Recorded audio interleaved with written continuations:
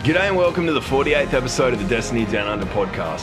This week is the first week of our community guests, so we're stoked to have ChookyWookiee on the podcast. We're talking all things Iron Banner, the Prestige Raid, what the season's tease means, and a whole heap more. So stick around, enjoy. Cheers! Welcome to episode 48 of the Destiny Down Under podcast, officially brought to you by Clearing the Fucking Comms. Stop talking, everyone. Right. This is our first episode of doing our little community focusing where we get someone on to, try and give them a bit of a leg up because literally everyone has helped us get to the point we are and we want to give back a bit.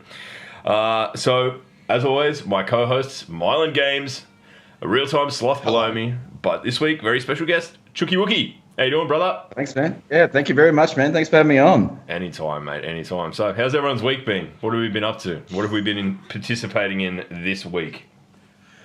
I've realised that if you want to lose subscribers or have a channel that's successful and then just smash it into the ground, just start playing PUBG, because that thing is like, oh, just one more game, and before you know it, your whole Thursday's gone. Then you're behind schedule and uploading videos, and all of a sudden you can't be bothered making another lore video. Then game over, mate. The algorithm's gone, the momentum's gone, your channel's gone. And then homeless on the street playing PUBG. And then you send a message to your fellow co-host at fucking 6:30 in the fucking evening. Hey, Sloth, you want to play some PUBG? I'm done with fucking making videos. Jesus, I'm giving up on life. I'm playing PUBG from a cardboard box on fucking George Street. Yeah. So, I'm sure this has happened. A friend introduces, oh, mate, just take a little bit of this ice. It will be really fun. Well, Sloth did that with me with PUBG. Hey, Mylan, just have a go at PUBG. So, blame Sloth, guys, if the channel fails. Yeah. Fuck. That's all right. I blame Sloth for everything that goes wrong in my life. So. It's 4 a.m. I was up playing Trials, and then I'm going to wake up and try and be a dad. Why? Fucking Sloth. I went to bed at 2. That's not my fault. Go fuck yourself. Yeah, I know. It had nothing to do with you. I'm just jumping on the bandwagon. Slothy, what have you been up to besides ruining Matt's life? Oh yeah, so we did a few Destiny things this week, but the major point that I sort of was my personal fucking failed at this week is we tried to do Taco Fridays with Cuphead. Now Cuphead, yes. If you don't know what fucking Cuphead is, I highly recommend going on YouTube and looking at it because it is beautiful. The music is gorgeous. The game style is great.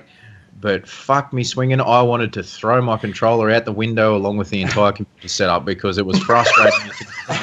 Or I couldn't even look at the camera because I couldn't even look at the chat because people were fucking, giving me grief. Because I was in there going, doesn't look that hard. And fucking, oh, this looks easy. Just don't get hit by the boss, man. It's easy. So that big blue ball got ya. That being said, I fucking canned Cuphead. I uninstalled it. I got a refund from Steam. Go fuck yourself. I love your game. I'm not playing it. Have you seen classic that meme? Refund? The meme doing the rounds on Twitter. Can't get bad game reviews if journalists can't get past tutorial. It's just a picture. It's pretty savage. It is a very difficult game, but it is great to watch. I can't play it. It's not for me. It's too difficult, too hard basket. Couldn't play it. Chookie, what have you been up to this week, mate? Mate, this week was my first Force run in Destiny 2, so loving the new setup. I like the fours. So I would be definitely a PvE guy if you ever ask me like how do you play the game? It's PvE for me all the way. I am the 0.6 KD guy from Destiny 1, and that's being very generous because the first year I just got smashed, and I didn't get to the lighthouse in Destiny 1 till my clan leader B-Boy Kool-Aid dragged me through towards the end of year 2, I think. Like I was absolutely shit house and uncarryable, and it was my first run with my. It wasn't necessarily carry, but like a couple of good guys from our our clan. Just I said, oh look, you haven't been. Let's go. Right, oh, fuck, this is going to take all day. First run, 7's odd, piece of piss. And I think at one stage I had a 13 KD, the new KD efficiency. So that's probably 1 kill and 12 assists. But I'm telling everyone at the pub I killed 13 guys barehanded.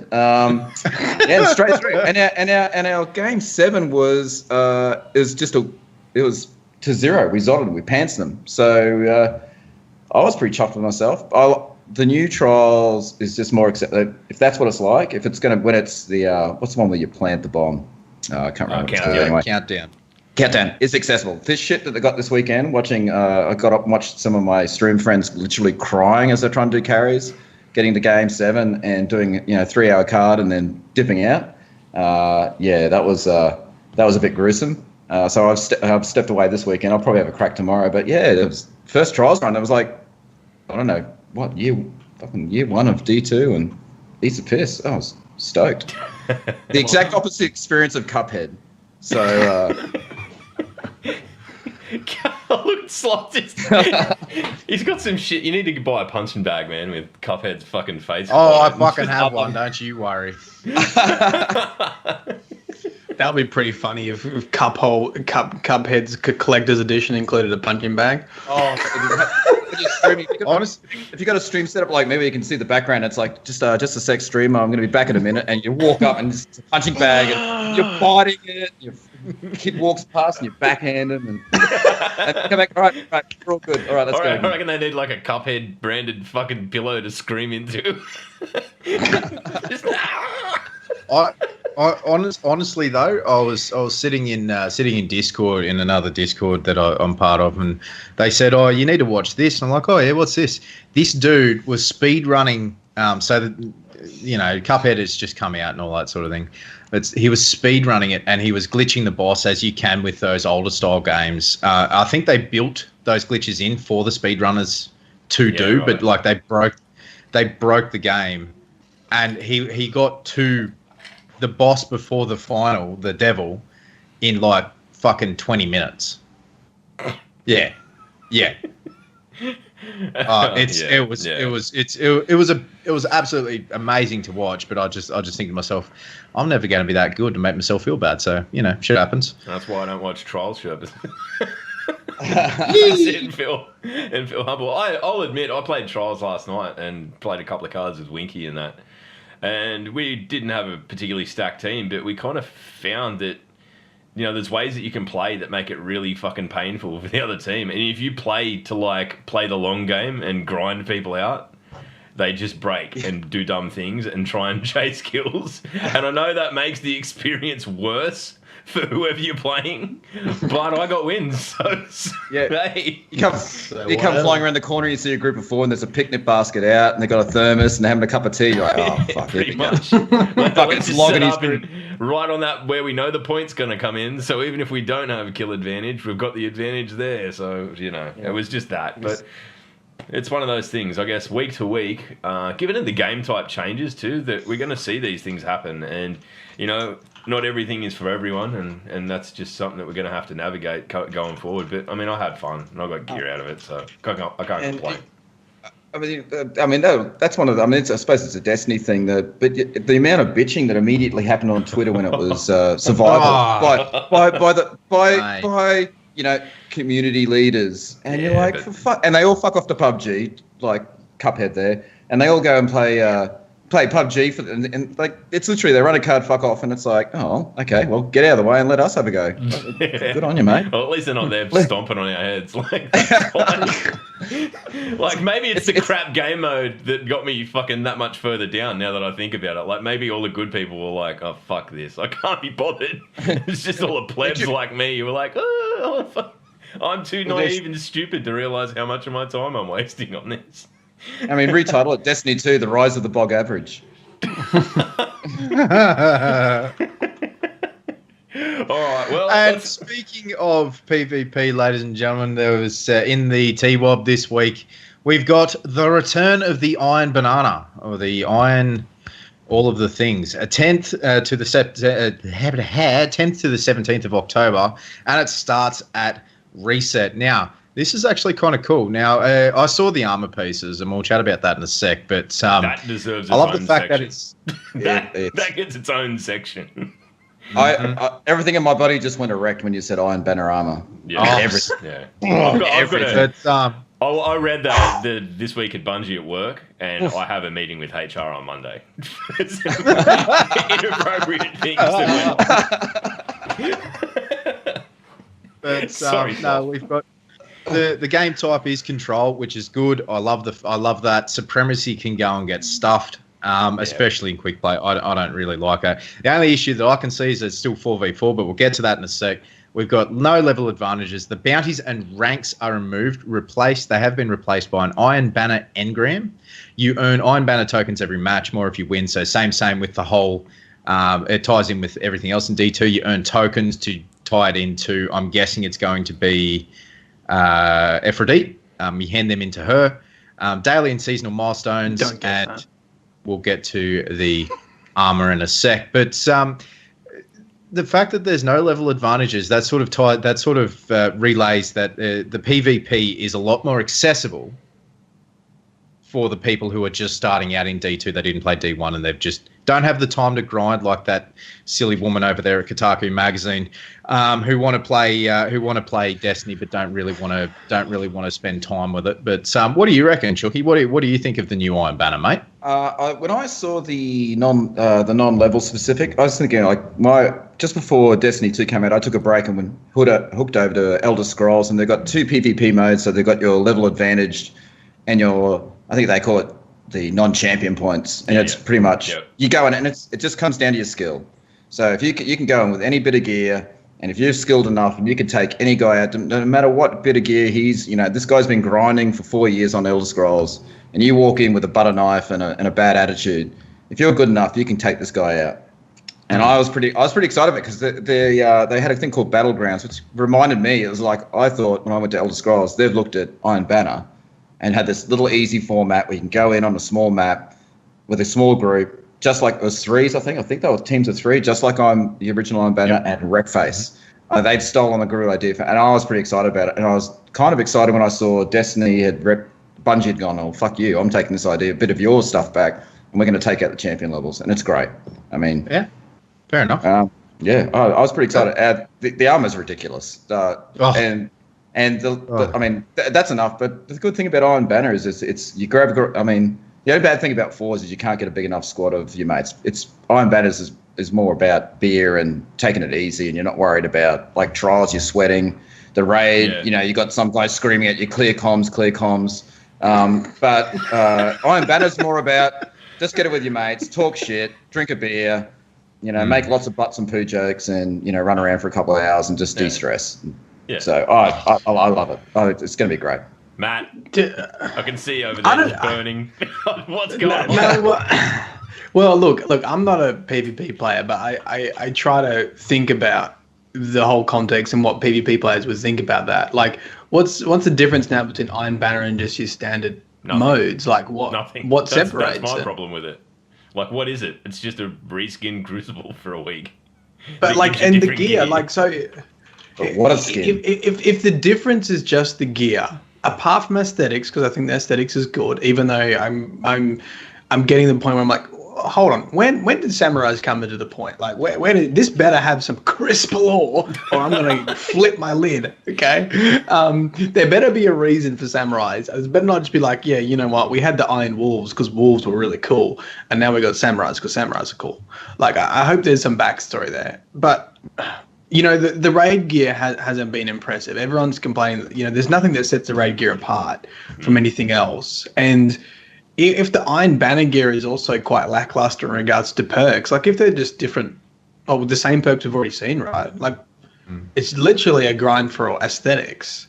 And I don't know if that's a big enough carrot. I don't know if that's like, if there's no difference between Iron Banner and the other PvP modes, that gear needs to be boss. That's what I think, anyway. Yeah, it's going to need to do something pretty fucking special. And there's going to need to be, like, not just 1 or 2 fucking weapons you can get out of it. It's going to need to be worth the grind for the week for you to kit yourself out. But in saying that, if they do it so that you can get like the whole loot pool's on the fucking table first week. It comes back every month. After 2 months, you're not going to give a fuck at all. Like, really. Unless you're trying to level another character and power through and get gear. So it's got to be... I don't know. I think they've got to really. I think they've really got to make that gear good, and I think it's going to be. And we obviously it looks very unique. I think that will, already in chat can see people like, yeah, that's going to get me in, and I think it'll get a lot of people in. But what's going to keep people coming back? And I think that's probably, and I think it needs to drop higher. If they're using this as a way to help people get to be raid ready through a PvP event, that's not super competitive like it is in trials. Like if this is sort of like in between your standard PvP and trials, a little bit more competitive, but not trials yet. Maybe the gear drops slightly higher. Maybe better chance. That's what Iron Banner was when it first came out. It was power enabled, light level enabled, but you got good gear. Like that's how you could get to the max gear by grinding Iron Banner. Like, is that going to be the case in this next release? Can I get lots of 300 drops? Can I get 300 drops from Iron Banner? I mean, if I had the answers, man, I'd give it to you. Answer me, goddammit! Answer. I'm going to just yes, because I just want to see you happy. It's fucking sweet. Definitely. He's gone. Right. Okay. He's back under his fucking 8-foot tall desk.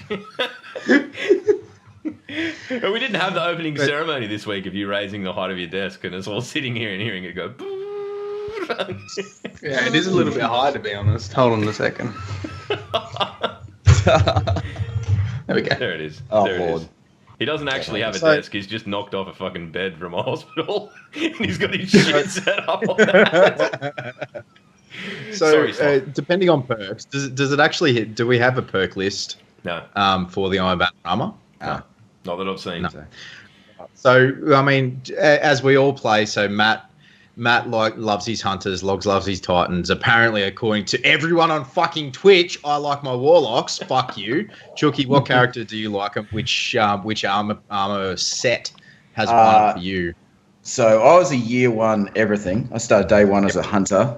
Then I realised I died a lot with that, so I switched to a warlock, which I pretty much mained right at the end. I just started running the Titan on hammers. So I did the same thing. I went hunter, died in the arse a lot, switched to Titan, stayed as a striker until pretty much this week, and I've gone back to my Voidwalker as well. So I was listening to Ogre talk about it. He said there's only 2 classes and 2 subclasses, and one is Striker Titan, and the other one's Voidwalker, and the rest is shit. And I agree with him 100%.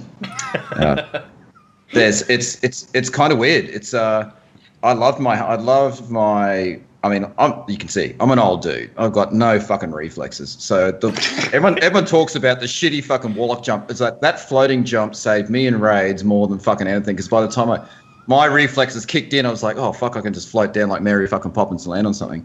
But now that they've the D2 Titan is ridiculous. That fucking roaming slam is, and then that on top of it, that armor will be enough to get me to run around like a fucking crazed, fucking electro jizzing slamming machine samurai, which will be my new game attack after this. It's ridiculous. Electro jizzing samurai, slamming machine. Yeah. So yeah, it's definitely Titan is my main, and then I Void Walker, and yeah, my poor hunter is making sandwiches back at the fucking new tower. Poor bastard. Well, the wall, as some people like to call it. Hey, Matt. The wall. So yeah, with Matt and Log, which armor set do you think wins out here? Titan. Titan. Which do I think is probably the most practical and normal looking and fits the game the best? Well, hang on. Let me rephrase. Probably the Warlock. I think it looks like it makes sense. But which do I love for being the most extravagantly ridiculous heap of shit I've ever seen? The Titan. It's like it couldn't make up what it wanted to be. So it's got a samurai helmet with fucking wolf arms, chainmail. Yeah. Like, what the fuck? I hope there is a lore tab, Matt, that explains how this, like, oh, by the way, we just fucking took extras from For Honor and put them in the game. I was going to say, like, outside of, because you two played For Honor for a little bit. Which one ties into the big fuck off dude with the little Japanese chick with the little pointy sword axe thing, like that was just. I've been trying to forget about that whole chapter of my life. Oh, what an expensive fucking waste of time that was. That being said, the armor sets did get a pretty good response on Twitter and Reddit, from what I can see. People loved it. My first reaction was they look pretty, but holy fuck, the weeaboos are just going to lose their fucking mind, and they did, and that's fine. But it is a very pretty armor set, and I'm glad that they sort of incorporated something different, as most of the armor sets in Destiny 2 have been more of the same. Yeah, I think it's really good to see different stuff. I'm still concerned that there's been lots of changes to appeal to a wider market, which makes sense. Yep.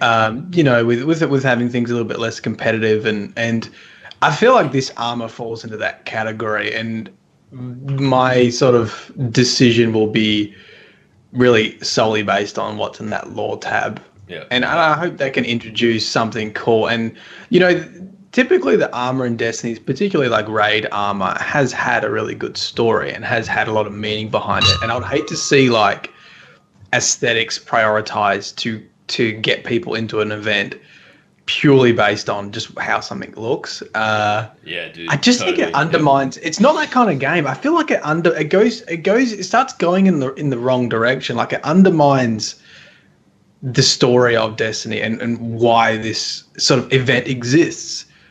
And people are like, it does.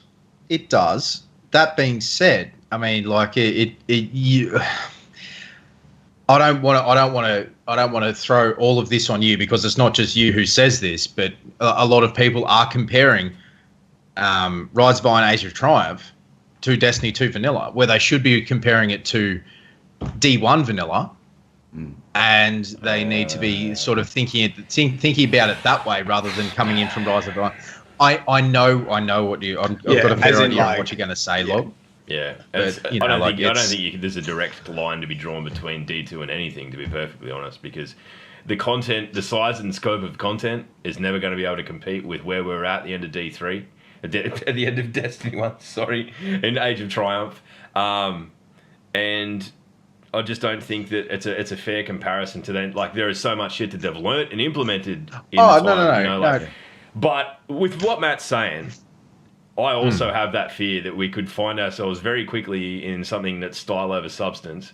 And in a game where there is so much fucking substance to tap into, I think that we need to be, I'm hoping that they're aware of that. But having said that, it would not take much for them to be able to tie this in an effective way. There is a group of Guardians Aphrodite belongs to that are clearly, different. Maybe that's where this sort of different aesthetic in the armor comes from. Maybe there's something, if they can tie it into something tangible in the universe, I'm fine with it. I don't, I'll make my peace with it instantly. It might bother Matt if if he can't expound upon it, but if they can, if there's a tie-in, even when sort of Saladin was first turning up in the original Iron Banners, and there was not really any context of why does this shit look like fucking medieval knight stuff, except that he was there wearing shit that looked pretty much the same, he was the guy who gives out this stuff.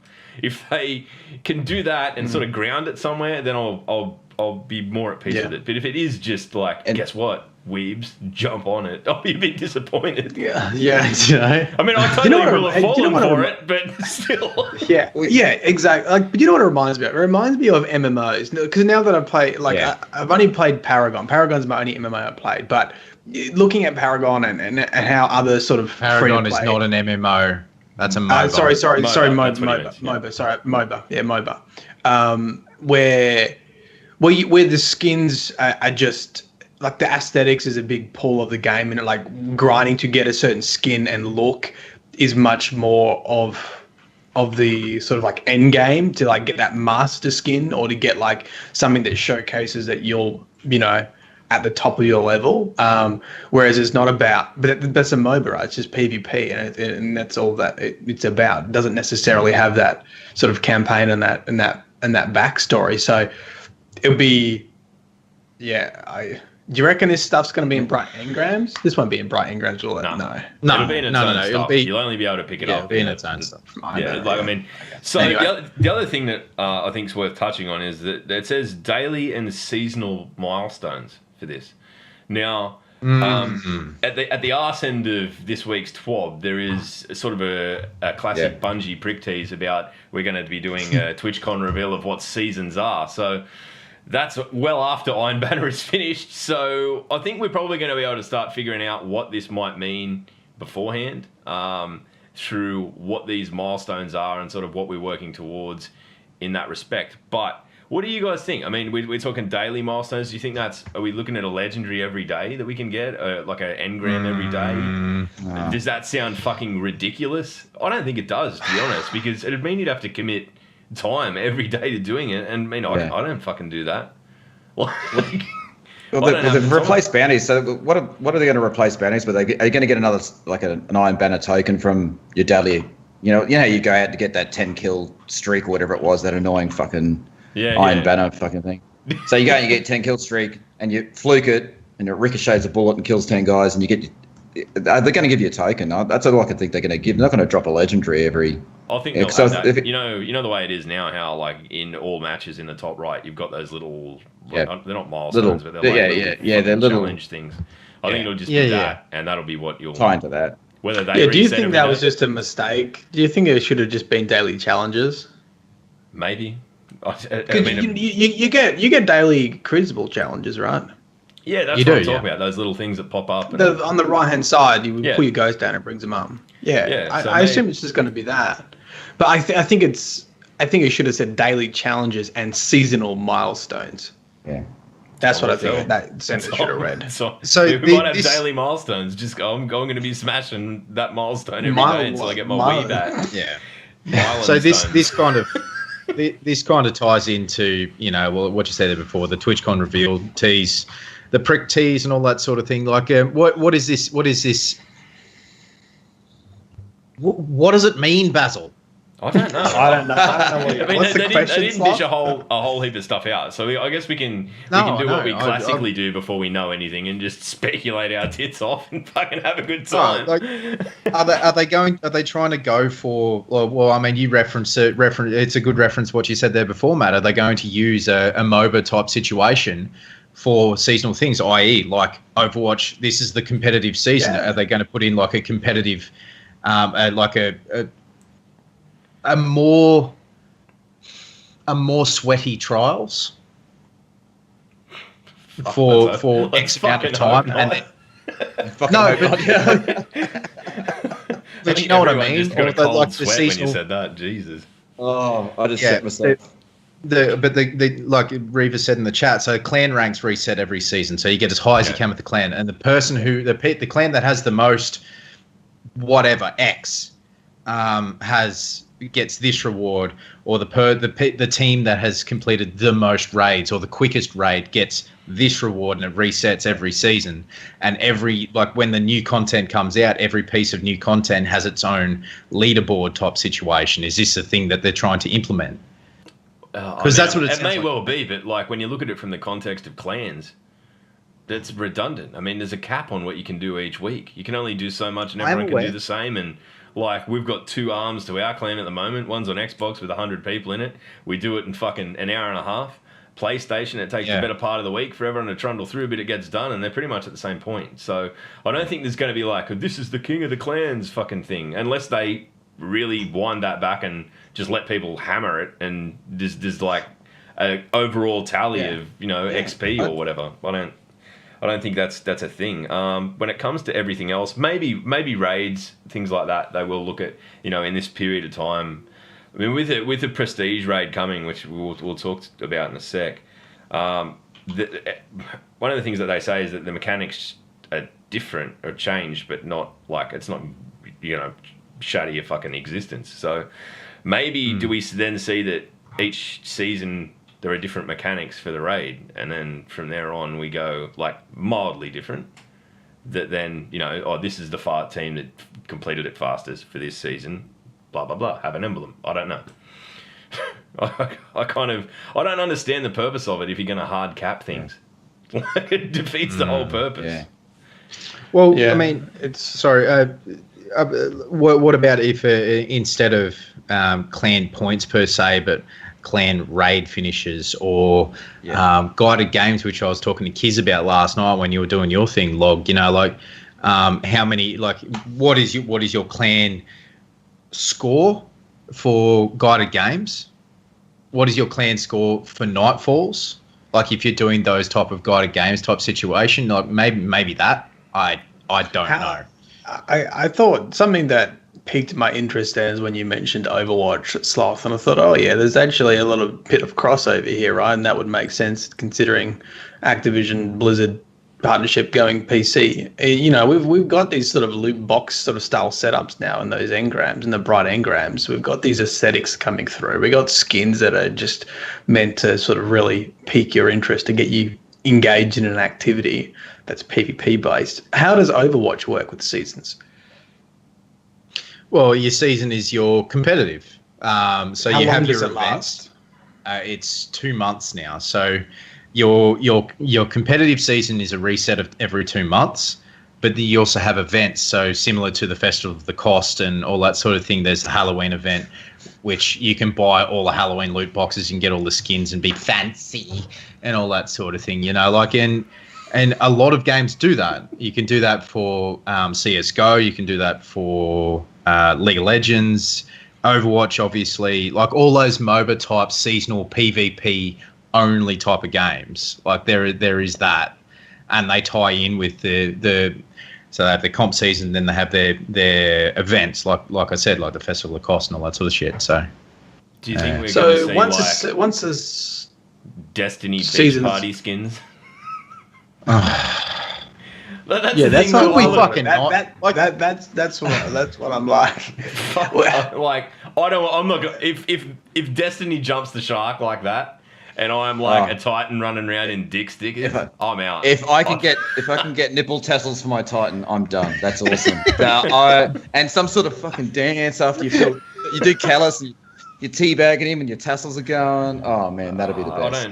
I don't think it's Or I don't think we'll see that. I think Destiny is going to have to this is exactly. I mean, we've come full circle really, because if this becomes style over substance, it's going to fucking upset people. And I don't think this is one thing they could have done my brief interlude with ESO is like they had the mod ideas great, but they just didn't go far enough with it. They sort of stopped at that purple. And the Elder Scrolls thing is that if you're one of these guys, you're grinding, you're out there, you're working every day, you can upgrade. The next level's your gold, and then that's when your armor becomes like maybe almost like that old school Destiny thing. Like more work you put in. You go out there, you become like there's a crafting element to it, which they almost got to, and I was so excited when I saw mods, and I thought, holy fuck, we can have crafting and all that sort of shit, and there's just literally going to be clans of people out there farming shit, and you're going to go to them, and there'll be a trading, blah blah blah. But and then you're like me, man. You're like me. You take a tidbit of information and then just fill it in all of the blanks with your hopes and dreams, and then end up. And then you go out the backyard and dick punch yourself for 20 minutes. Like, I will not do this again. I will not do this again. And 20 minutes later, you see some tweet, and you're like, holy shit, we are going to get crafting. Sorry, man. I think you were going to say something, and we tangented into dick punching. Oh well, there was a couple of things. Firstly, on that is like it's interesting. I think the summary of Destiny 2 at the moment is like it's pretty much like that, like almost there but not quite. Like there's so many good ideas in there, but if I'm really critical, I don't know if many of them were executed really well. Like guided games, great idea. Did it work? I think it's been a failure. Like, great idea though. And same with like weapon mods, really close to being something that would keep being the carrot on the end of the stick for a lot of people, just to keep grinding and to get like exotic weapon mods or exotic armor mods, or like something like I don't know how Elder Scrolls Online works, but that sort of motivation that you described to really gear out your character. And then I feel like they're just a little bit behind, and I hope that the foundation is right now and they'll add all those little bits and pieces in. But it's interesting to see so many different foundational things like on the right track but not quite hit their mark. I feel like what it they're might just be a toe in the water thing. You know what I mean? Like, Yeah. I think that if they'd... I mean, I don't know. Probably not for us because we're obviously quite hardcore into it. Like, we would have adapted, but it might have been a bridge too far for casual players if they'd just gone, guess what? There's all these fucking mods that you've got to figure out how to earn. And then you can use them to make other mods that'll make this better. And, you know, like, I've heard... I was listening to the DCP this week, or maybe it was last week's episode, but basically they were saying to the effect that, like, your armor stats, like the mobility and stuff that's, like, locked onto the piece of armor, why can't that be governed by a mod and have 2 mods per fucking thing? So you've got a perk mod and then like your recovery split, like, you know, like your mobility, recovery, and resilience or whatever it is split. So then you can fully spec your character the way you want to. There's another money sink in that you're chasing these types of things to get things the way you want, and then you get to look the way you want and play the way you want without no fucking dramas. Like, I think that they may well be looking at the barrel of this. Like, I think they probably, this is a toe in the water. Yeah. The other... I hope so. The other thing, too, is you got to think that an investment system like this is broken when the hardest mod to get of them all is the one that goes on a fucking kinetic primary. Kinetic. Like, and everyone's like, wow, it's just my averagest gun is the fucking hardest one to get the mod for. Oh. Like, what the fuck? When you finally get that kinetic mod, and maybe you've had 3 or 4 martinis, and your wife's been screaming at you, clear the comms, and you're kind of distracted, and you actually put it on a fucking hand cannon instead of the scout rifle you want, and you're like, and you can't get it back. Oh. I was actually told by, I can't remember who it was in chat the other day, but actually someone actually said to me, you need, like, dismantle your old purple mods, the ones that you don't use, and just give them back to Banshee. And the first 2 that I got back, I think it was 3 kinetic. Well, yeah, that's how you grind. That's how you grind for it. Yeah. It's anyway. But I mean, a lot of people also saying, you've got 99,000 glimmer, throw it at Banshee like he's a cheap stripper. I'm like, yeah, no, I'd rather not, thanks. It costs 15k. Fucking, yeah, I know you did, and you ran out of glimmer. And it's just like, Yeah, and then everyone's like, what if Dead Orbit don't win and then you can't afford to buy the gun? Eat shit. What happened? I'm fine. Don't worry about me. So in the T-Wab, the Prestige mode has also come out, which is 300 light level. So it's at 4 a.m. Wednesday morning for Australians. Again, we have a few hours later. It is what it is. That's the way the Bungie's already done it.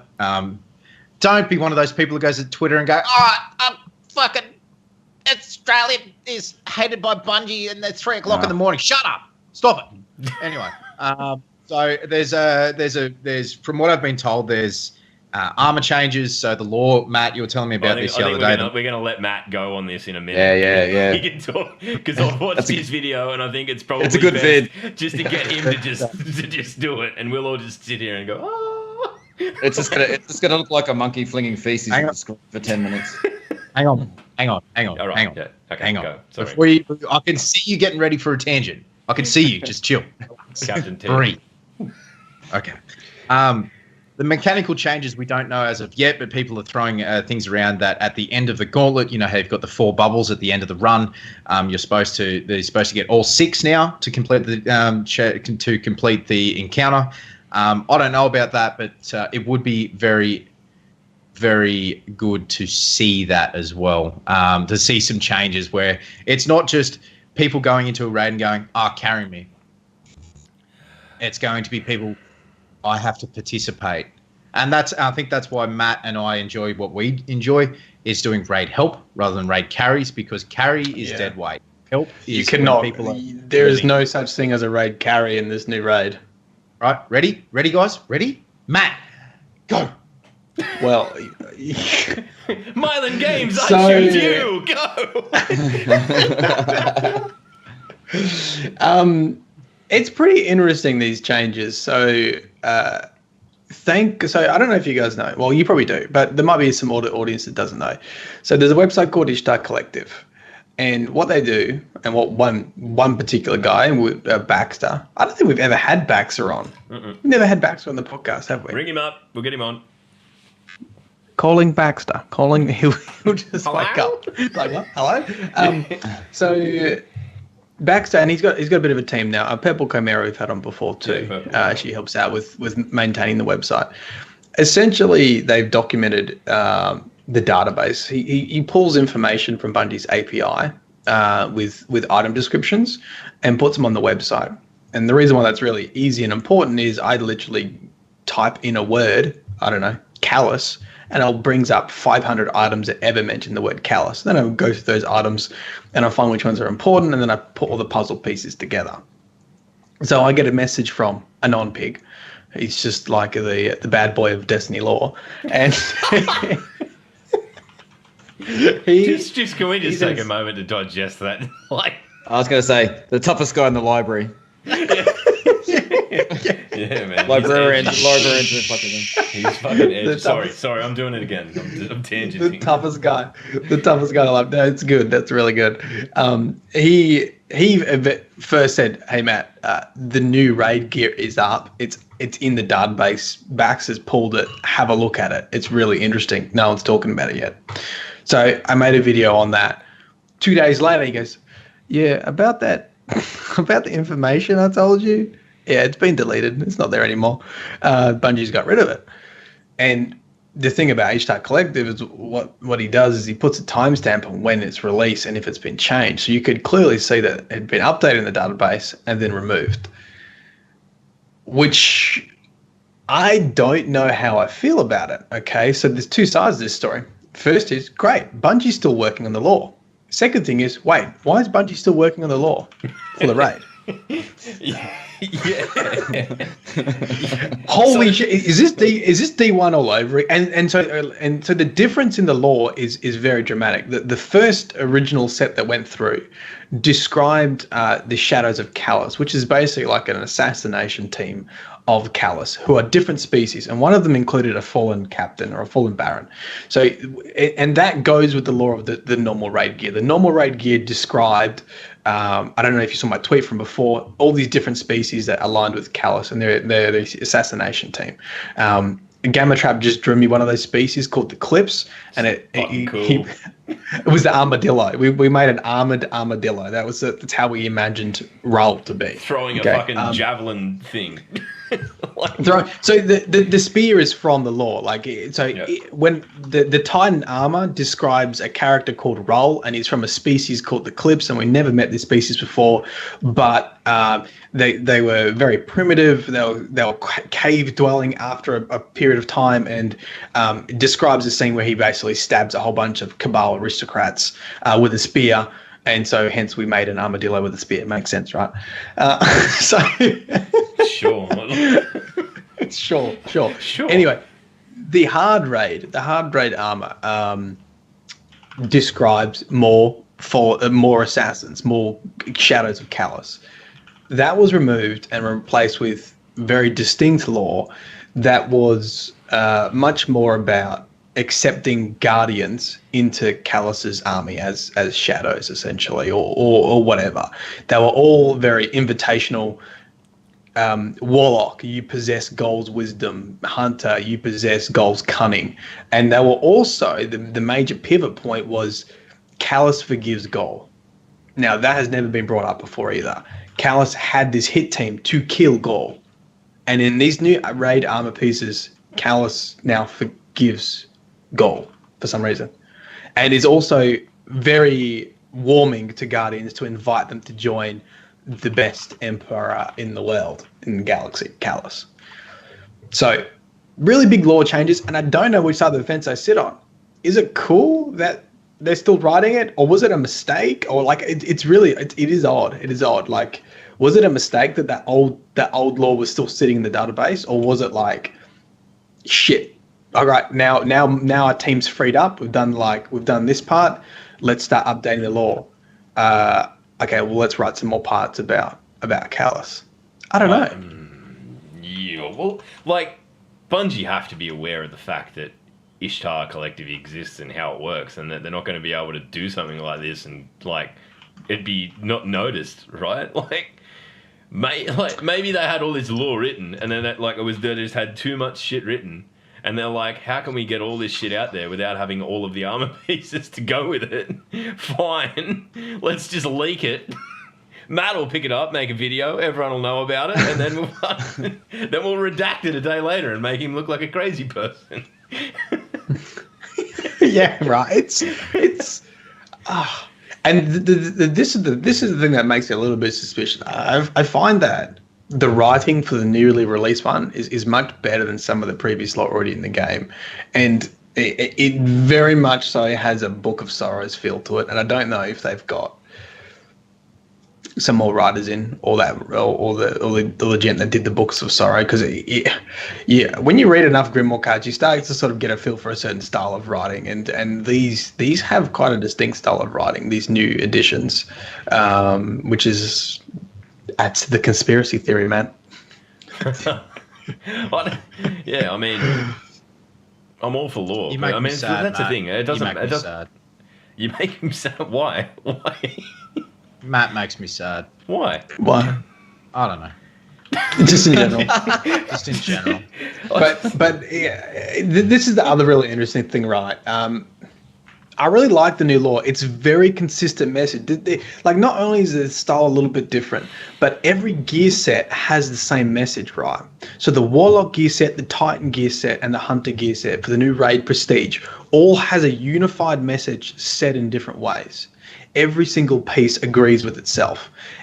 I don't feel like we've had that coordination in the lore before. So this is actually, I think it has some significance, because like if you look at the Warlock stuff, right, you are called a very specific thing. The Hunters are called the Emperor's agents, the Warlocks are called the Emperor's ministers, and the Titans are called the Emperor's champions. Yeah, and that is consistent in all of those things, right? That's right. And each piece, doesn't matter what class you are, if you read the items, you'll get the same message. Callus has forgiven Gaul, and you are the Emperor's champion, minister, or agent. That's the consistent message with all the pieces. So, I don't know. Wait and see, I guess. See what happens. Is there a click X to join Callus? Can we just... I mean... I hope that's... I mean, do you know, like that... This is the other thing with all this kind of lore is... Bungie's been really good at teasing a lot of stuff. They have teased the Armed Kara for so long now, ever since the Age of Triumph at the very end of D1. We've got bones littered all over the planets. We've got these mysterious beasts in the depths of Titan. And now what I'm ready for is some sort of finale, something that really delivers the lore and the items and the world just a little bit more. I feel like we've had enough teasing, and because I want there to be like you know, hit like exactly what you said, hit X to join Callus. You know, that would be because people are like, wait, what? People would understand then that he's inviting you to join him. Yeah, that's the whole foundation of the raid lore. This is a big test, and you've completed the test. You've been invited to the Cabal Emperor.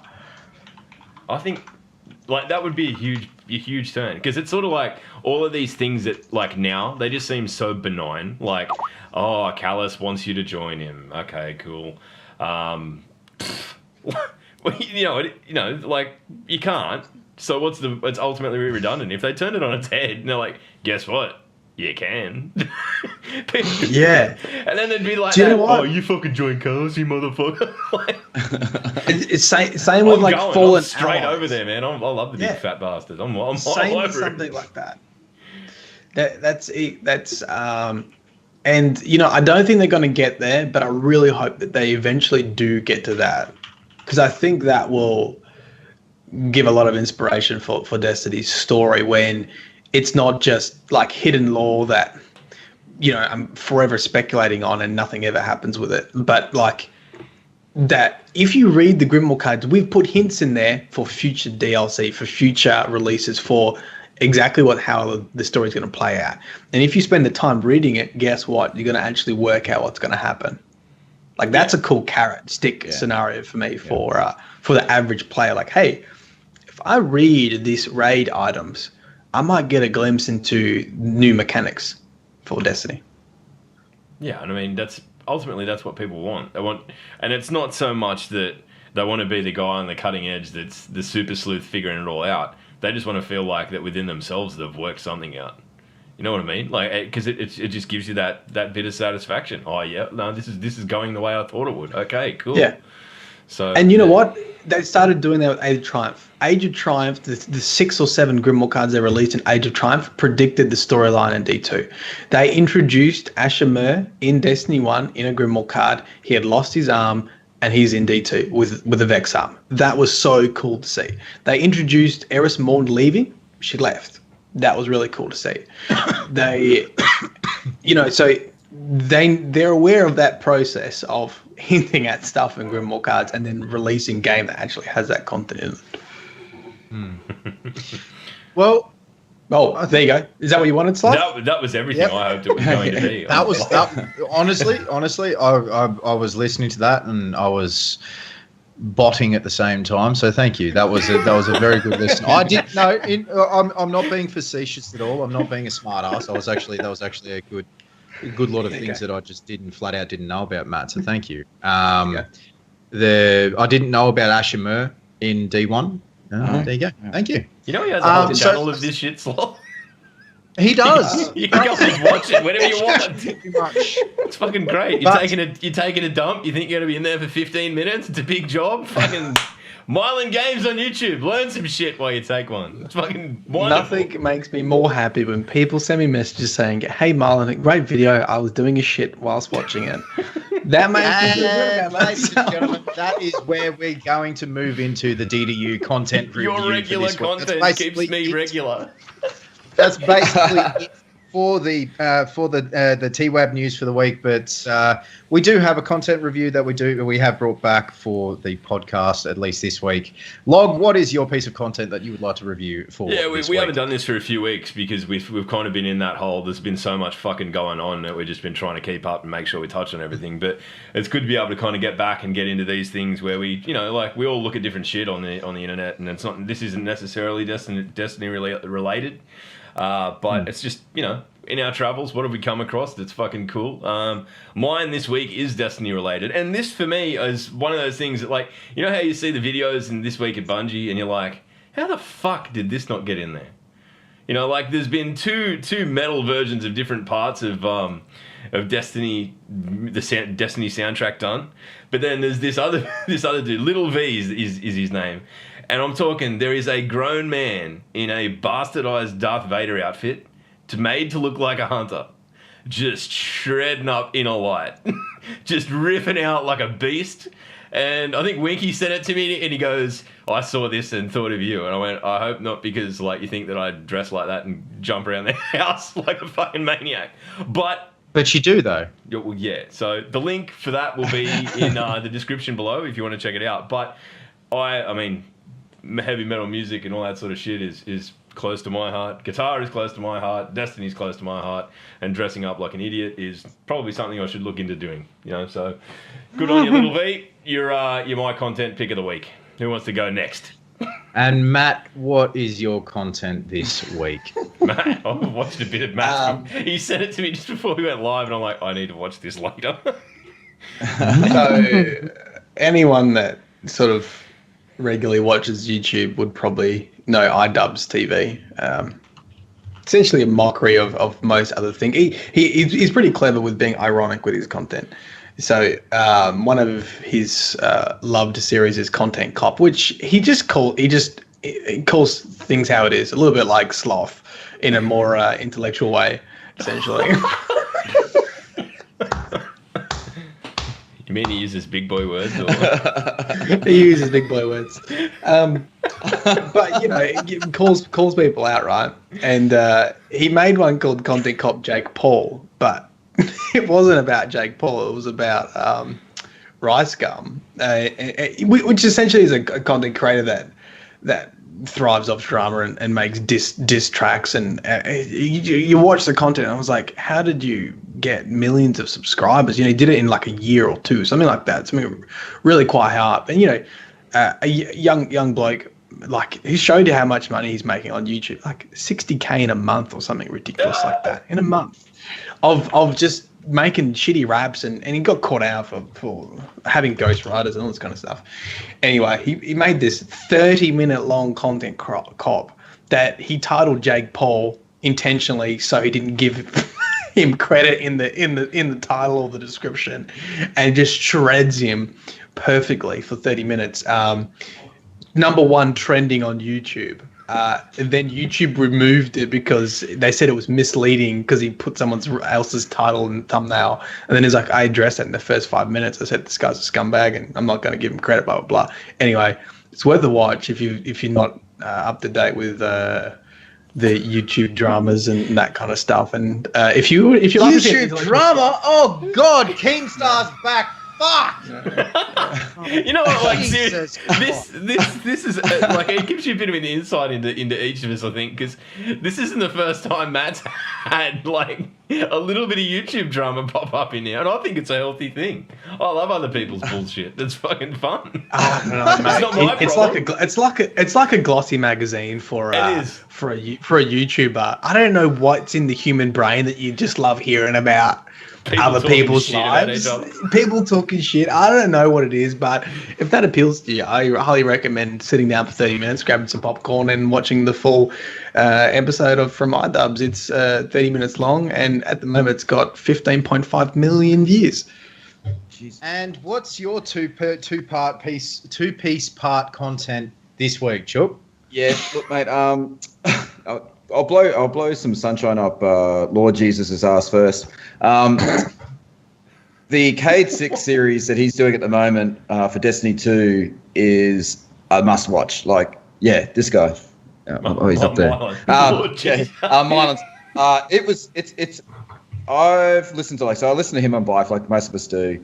But I've never had to pull my fucking car over on the side of the road, and because I usually listen, I don't watch the video, I just listen to it as like a podcast. Yeah, because it's just a dude following two other Guardians around, really.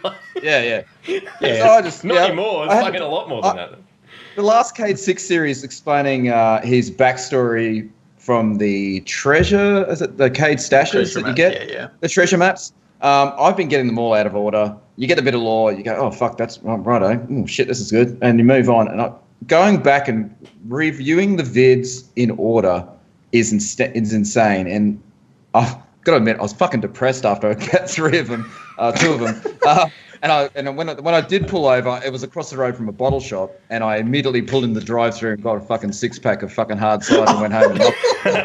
But Cade 6's story is what Destiny have done with Cade 6's story is insanely good, and it's one of those rewards for. If you're going to dive into the story, it's just not the happy clown that fucking shoots off his fucking golden gun here and there and makes a quick crack.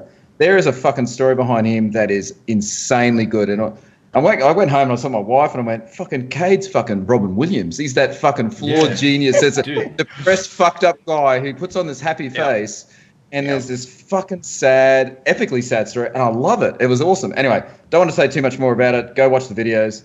And the last one was just the Dado's review on the callus damage. It's, again, watch it yourself. It gives you a whole lot of options with the prestige raid coming out. Yeah. You really need to have a look at this. There's a lot of guys and fucking you're going out there saying, oh, you got to use your scout here and you got to use this.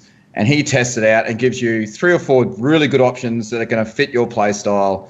Just go to 23 minutes and I think 20 something seconds if you don't want to watch the whole fucking thing.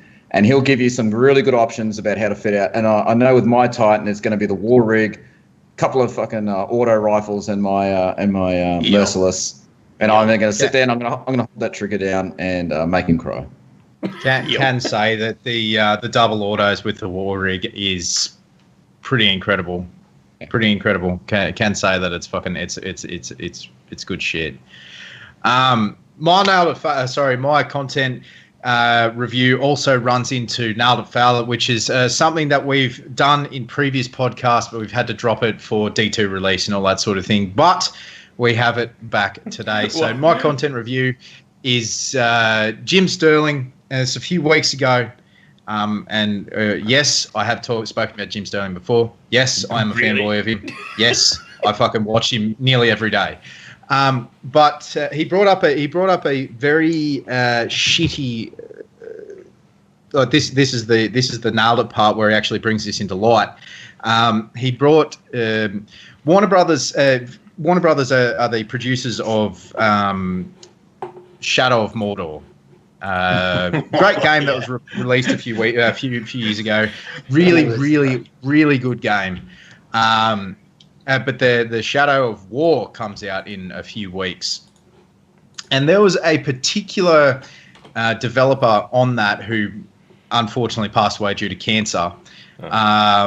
And Warner Brothers thought, all right, we'll honor him in this video game. The reason why I thought about this is this comes up a few times this week while streaming. But they were going to charge $5 for the DLC to have this character in this game that is based off their old developer who died of cancer, unfortunately. They actually said when it came to light, when people were like, oh, this is bullshit, they actually said, yeah, it's going to charity. It's only going to certain states in America. I think it was anything outside of Mississippi, Texas, a few other states, blah blah blah blah blah, where only half of the cost of the DLC was going through to the donations to these charities. The rest of it were going straight into Warner Brother Interactive's pocket. What? Yeah, dude, that's fucking fraud. They only put in, like, it was in the small print. The cost of the DLC will. It's fucked up. It is. However, how much was it, Sloth? How much went back to Warner Bros? US? $5 US for one single character that was based off this. But how much did they donate and how much did they keep? It was half and half, apparently. 50-50. So it was $2.50 US to Warner Brother Interactive and $2.50 US to this charity. That was not named. But that being said, they did. So this video came out. I highly recommend you watch it. I don't have the link, unfortunately. I wasn't prepared. Not that I wasn't prepared. It's just I'm fucking lazy. But I highly recommend you go into the gym position. Look for the latest WB interactive one. It's a really good watch. But the failed it. That was the failed it on Warner Brothers Interactive. But they actually came back and said they are not charging for the DLC in a news report that I am yet to find, because again, I'm fucking lazy. I apologize profusely, but it is, they for the most part, they have, because of the incredibly negative reaction that it actually garnered on the internet, YouTube, Reddit, all that sort of thing. They have drop the $5 charge for that particular DLC, and it's going to be free in Shadow of War. That being said, I will not be playing it. I've boycotted, for as little as it will do, I've actually boycotted every Warner Brothers Interactive game on my channel, YouTube, Twitch, Twitter, or otherwise, for that reason alone. But yeah, that's my nailed and failed it for this week. Log, what's your? I'm gonna nailed it. I'm gonna bring us all back up. This was,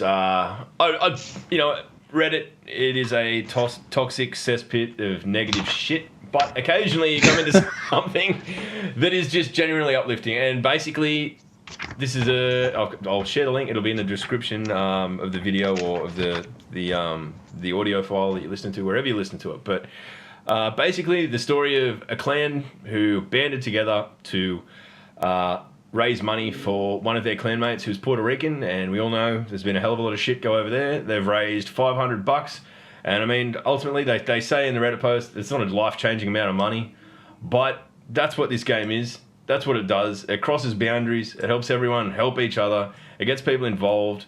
It's fucking, I think like shit like that, it's got 200 upvotes, and some fuck ass bitching about insignificant shit gets 4,500, and I'm like, well, come on. This is the world we live in. But I want to do my little bit and say that. I think Orioles fan, 1110, whoever you are the original poster of this, and I salute you and your clanmates for helping a brother out. And to our guardian in Puerto Rico, we wish you all the best. You're a champion.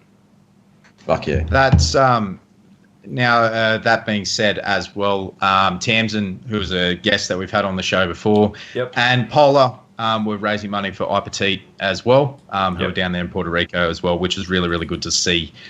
So if you can go and check those lovely people out. That particular gentleman who posted on Reddit, and Paula, and anyone else who raised money for anyone in Puerto Rico, that would be muchly appreciated. If you've got a few extra bucks, go sling it their way as well, because it is for a good cause, ladies and gentlemen. It is for a good cause. Now, Matt, what is your nailed it, failed it this week?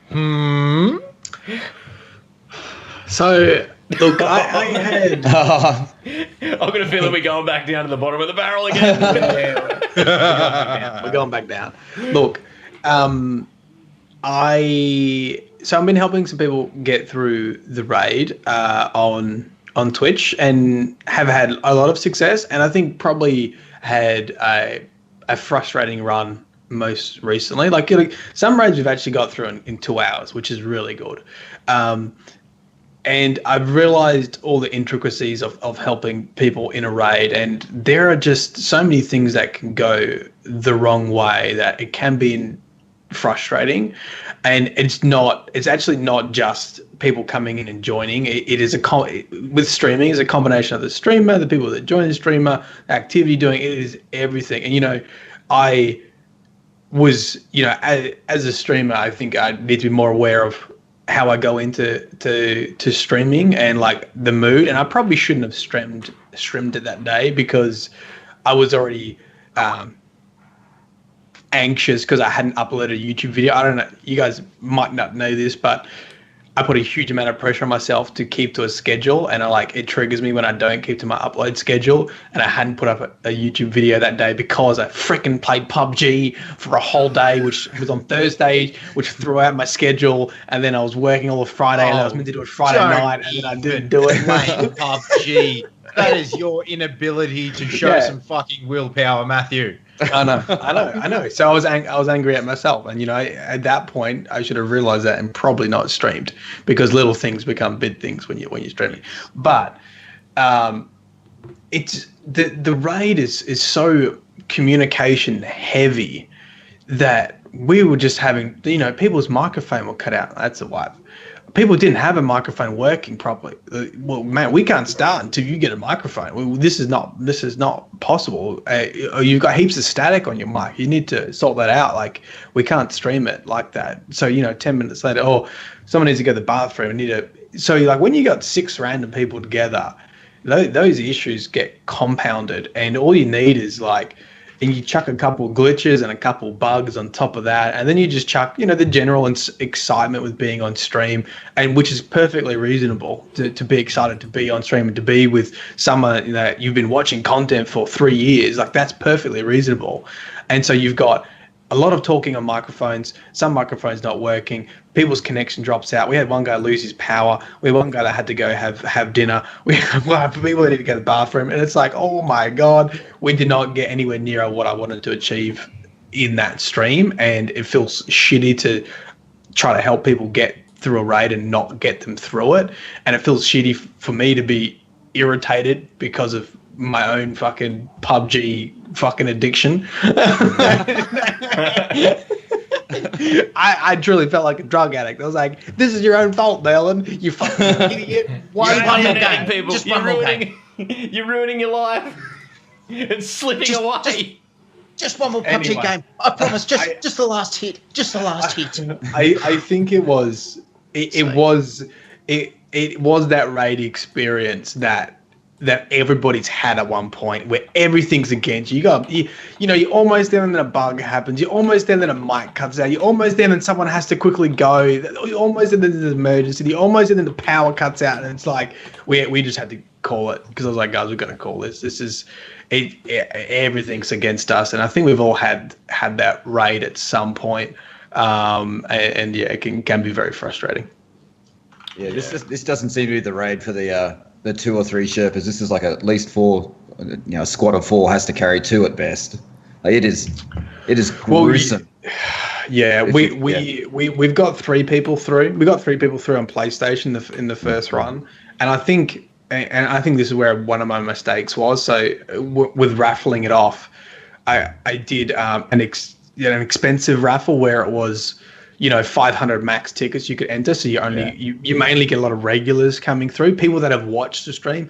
And the second one, I was like, guys, I'm just going to open it up with 1 ticket as a max. So we had multiple people that never even watched it, never even watched the raid. And that fed into that combination cycle with me feeling shitty, me not having a good time, and then just bugs and networking things just on top of that. You have it's a pretty good formula for a bad experience. I don't know how to do it, man. If I'm in a shitty mood, I just don't. I literally. Well, I've tried probably 3 times and I'm like, no, I'm in a shit mood, but I'm going to stream anyway. And I get about an hour in and I'm like, not talking, fucking staring at shit. And I'm like, I shouldn't have done this. Because like for the people who do take the time to turn out, it's just like, I don't want to be that dude. I would have done like less damage to saying, look, I'm not fucking up. I can't. It's exactly right. And like I honestly, after that experience, I have a newfound respect for full-time streamers. This is more than playing video games for 8 hours, man. That fucking shit is tough. That is tough, to be honest. I know people will try to laugh that off, but I tell you what, man, if you find yourself unemployed, try playing video games 8 hours a day and you realize it's not the fucking dream job you wished of. No. Well, I mean, don't. You just like from sitting down. Like, not sure what the fuck you're doing. I was going to say video games log. I play different games to most people, but it's all good. Right, apparently. Yeah. No, and Chook, what's your nail to foul at this week, mate? We'll try and bring it back up. Yes. Fucking depressing fucking raid spiel. Jesus Christ. I'll clear the comms. Clear the comms, Rylan. The thing that I liked this week when I read the TWAB was the constant stream of drip feeding us content. Like, I think we remember back to, I'm gonna drop it in. I was a beta guy. And then you play that first, you rock through that first few months of Destiny. You get through that first raid, and then there's just fucking months of, what the fuck do we do now? And it was just, you're playing shit tons of Control and then raids until you went blue in the face. And now I think they've obviously learned from all the bitching on Reddit and Twitter and all, they're just drip feeding us this content. That gives me hope that they've obviously got a really good plan for, or at least a plan. I beat it up too much, but they've got some sort of plan that they're going to drip feed us some content to try and stop traders leaking off to PUBG and getting addicted to that shit, and sticking around and keeping those PvP servers full, and obviously they've got their guided raids and all that sort of shit. They want to keep people around, so they're just giving us a little taste and another little taste, and then next minute we're giving hand jobs for PvP out of fucking front of George Street cinemas, but we're still sticking around, and they've just got us drip feeding at the moment. Again, don't want to go back to Elder Scrolls, but Elder Scrolls looks like a game that's been the same shit for like 6 years. But they drip feed, and watching it, I came in and a couple of guys there would be bitching about, this is the same shit. You see it on in the Twitter feeds, but they keep doing that little events drip feed, and then there's people everywhere all of a sudden are back. And I think they've looked around at games that do this really well, and they've got a better plan this time rather than what we got for the first 3 years of the game. So it gives me hope. I'm pretty excited about it. That's my hope for Destiny as well. Like that, it seems like it was always going to seem sparse coming into a new title from such a the literally smorgasbord that we were in at the end of D1. That there is this like. Iron Banner's coming back, and then the Prestige raids.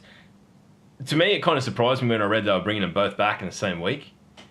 I kind of thought that, if they were struggling for content, that maybe they'd at least stagger them, to try and... I think about what our clan will do. We'll have a squad that will... Well, we're already lining up, and I've just noticed my clan leaders in here, so I'm going to shout out B-Boy, hey, I'm number 6, don't fucking bump me. I'll get... I fucking love you, please, Jesus. So we'll knock it out.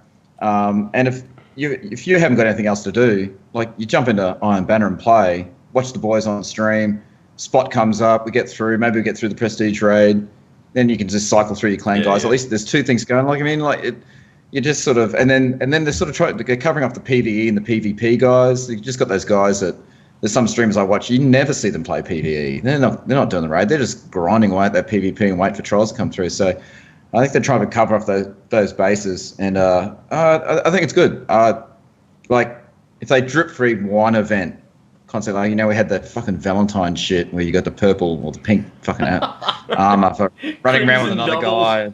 Comes to doubles, which was actually, it was good. I actually didn't mind it. But you're dripping at those ones, but if you're dripping like a couple of events, like there's that, and the thing we hear in my stream or B-Boy stream, all that sort of stuff, is people bitching, oh, there's no content. There's a fuck ton of content, and they're just, now they're sort of probably smearing it out a little bit smoother than the usual sort of, one big chunk, let you burn through it for 4 months, get the absolute shits, and you think, oh, you know what, I'm getting fucking sick of this. Next minute, bang, there's another, oh, here's the new raid, or then you wait another 6 or 7 months, and you're like, what the fuck's happening? It's like, we've got Iron Banner doubles. I don't know what. Yeah, they just keep throwing. They were reaching. They were reaching at the end. They learn from all that, and I imagine they're 2 DLC ahead of whatever we get. I imagine the Osiris DLC has got a very small team just working on a couple bits and pieces, and what was the what's the other DLC that's coming out?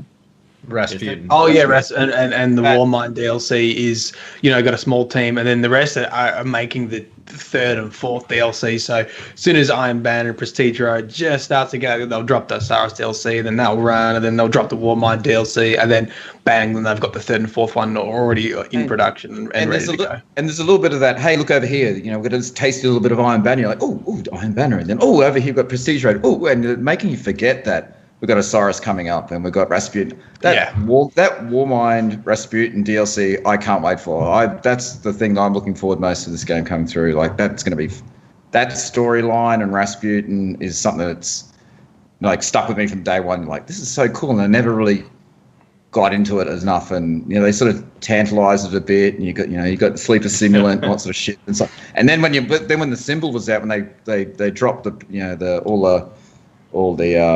expansion symbols. Expansion symbols and stuff, and I peed myself. I mean, part of that is I'm an old man, so that's going to happen, and it'll happen to you one day too. Don't laugh, it'll happen to you one day too. But a little bit of that was like, oh my god, this is, everyone was going off about Osiris, and I was looking at that Warmind symbol. I thought, this is it. This is gonna be it. This is going to be the gets me going. So then. There you go. That was, that's it. You brought us back up on a positive, and it was nothing except that there's, just good things happening in Destiny. What the fuck is this? Wow. I don't know, but on a positive note. You said I was coming on this podcast and said Sloth's going to do the pressing one. Hang in there, mate. He was going to bring you down. You didn't tell me about Mylan. Fucking hell. I'm sorry. You know what? We made a conscious decision through the week. We all had a bit of a chat about things, and I'm like, because we've just been really fucking into skewering people over the last month or so. Like, anyone who's complaining, fuck you. We'll complain about your complaining. Yeah. And we kind of went, look, we either need to focus it or like just get back to what makes it's a bit more positive, but we'll just have that in there. We've got to, we're grown men. We're allowed to be pissed off, and nailed it, failed it. Well, it's not. I think there's a difference between like being pissed off and sort of having a constructive conversation about it. And then there's also a difference between a prolonged conversation where you end up going around in a circle as well. So I think, if you can make the point and then move on and have a small discussion about it, then move on, then that's great. I feel like, we all sort of said last time that we in conversations. Hi, have you met me? My name's Sloth. Hi. But hold on. I need to say something, guys. Okay. I've just realised. Yeah. We never really did a proper intro for Chookie. We never did the interview. We never find out. No, we did an intro, but I know nothing about him. What do our audience know about him? What do you need to know? I'm the handsomest man in town. He's got tattoos. Look at me. He's got a big fucking beard. He goes for whatever fucking footy team that is. There you go. Basketball. Cans, Taipans, basketball. Like, we didn't ask. Was that a nipple slip? Oh shit! Sorry. What got you into Twitch? When did you start streaming? Why do you like streaming? Do I like streaming? No, it's terrible. It is an invasion of my privacy, and I can't stop it. I'm a masochist. I actually got into streaming, and it was more. It was more how I got into gaming. Destiny was more of that game that I sort of fell into. I was coaching a kid. I was a Gears of War guy and a Skyrim guy, and one of the guys I was coaching in my gym was banging on about Destiny, and you got to play this fucking shooter. And there's guys who did Halo. And I was like, oh fuck, I don't do multiplayer crap. Fucking leave me alone. And he nailed me into the beta, and got me into that. And just noticed I got banned for nipple slip. And then just that, it was more that community thing with Destiny. Like, there was, I don't know, I've played Call of Duty. I've played 3 minutes of PvP of Call of Duty and went, I want to literally kill everyone I'm playing with, and bailed out of it and and it was the Cuphead experience with Sloth. Deleted off my computer, and anyone who talked to me about Call of Duty, it was like, I will fucking destroy you. Get out of my face. But the positive, I mean, aside from Sloth and Mylan, the positivity in the community was amazing. So I turned up as a 42-year-old gamer. I mean, you probably don't tell. You're probably thinking, like, is this kid 16? What the fuck? 42? Yeah, I thought an 8-year-old with a beard. So back at the beta, I'm like a 42-year-old guy, and then there were just people that just wanted to endlessly help and coach. And the first two guys I played with, a guy called John Sass, and maybe the greatest gamer tag I ever heard, a guy called Saudi Jarabia, took me under their wing during the fucking raid, and it was like, it's all right, old man, we'll get you through. And it was like, and we got me through. Then it was like, then I realized I'm playing every day. And then it was that, all right, okay, we'll get you in the PvP. And then eventually I met up with the B-Boy and those guys, and they were getting me through trials. And then just seeing like these streamers, like there's that, you're sort of talking to guys that was like, oh yeah, fuck, you're 45, you're at home fucking drinking martinis during the day and fucking gaming. This is fucking awesome. You need to stream this shit. And that's literally how it happened. It was like, put a camera on and drink that shit and talk crap. And because there's guys like I keep mentioning B-Boy, like he's this guy who takes people through on trials and gets them flawless. That's not me. Like I'll never be the Sherpa on trials.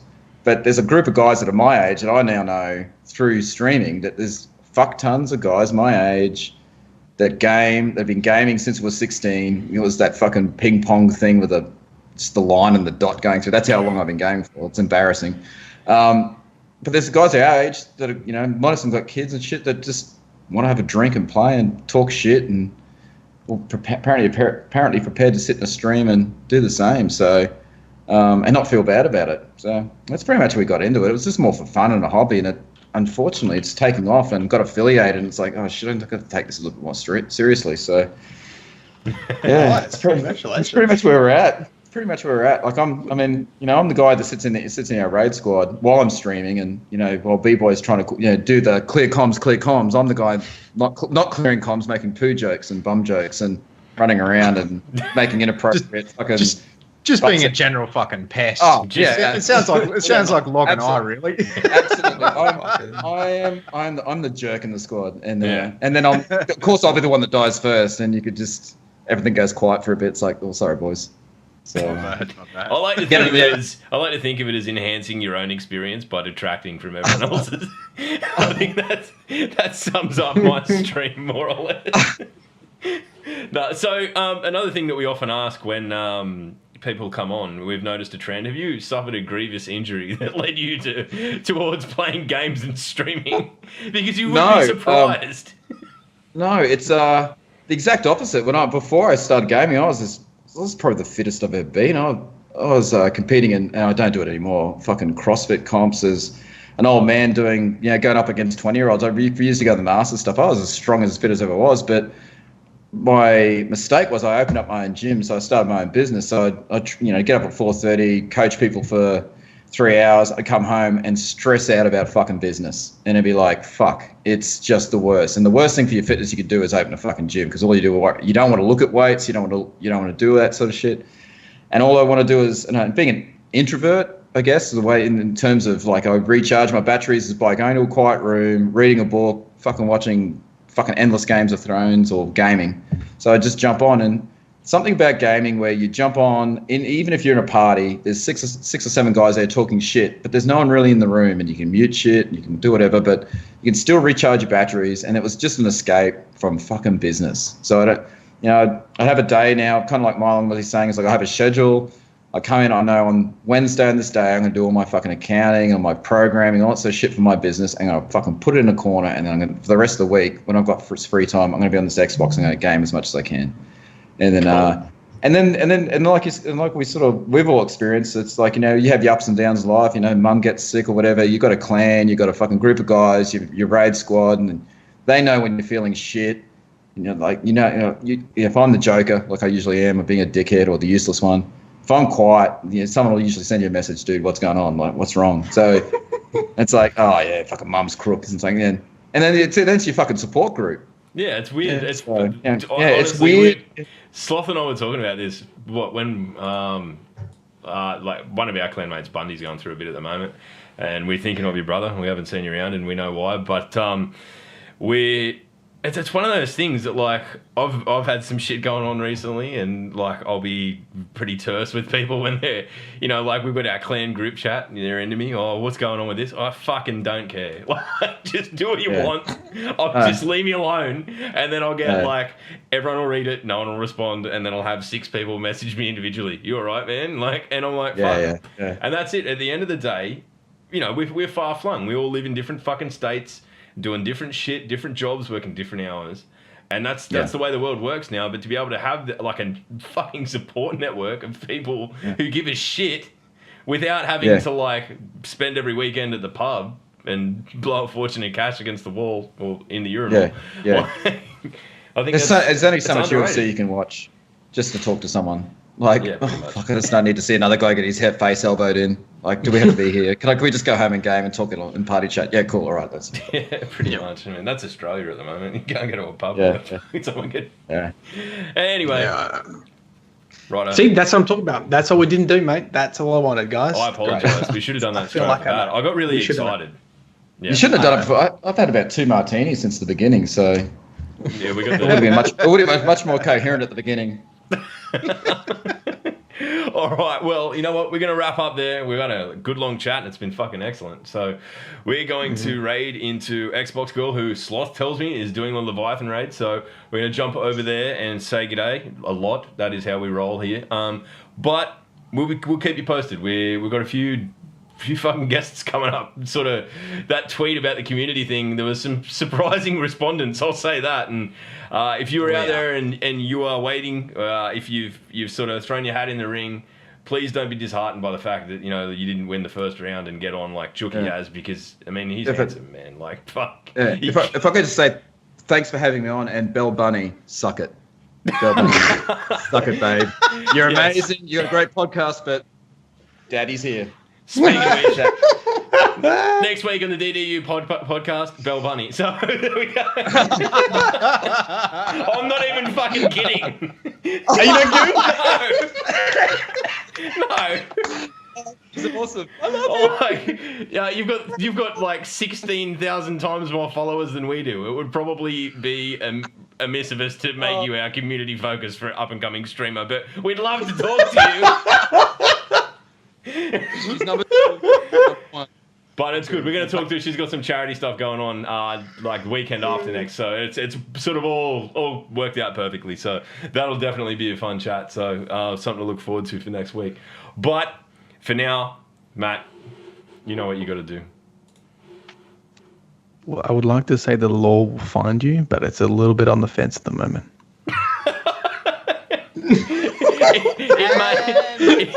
The law may come into your life and then mysteriously leave. Oh, well, right. Okay, I'm going to play the music, hit the lights and all that shit, but please stay and visit Xbox Girl and say g'day a lot, because that's how we roll. All right. Cheers. Thanks, boys. It's been a fucking pleasure as always. It's awesome, guys. Thanks. Peace. Peace. Bye.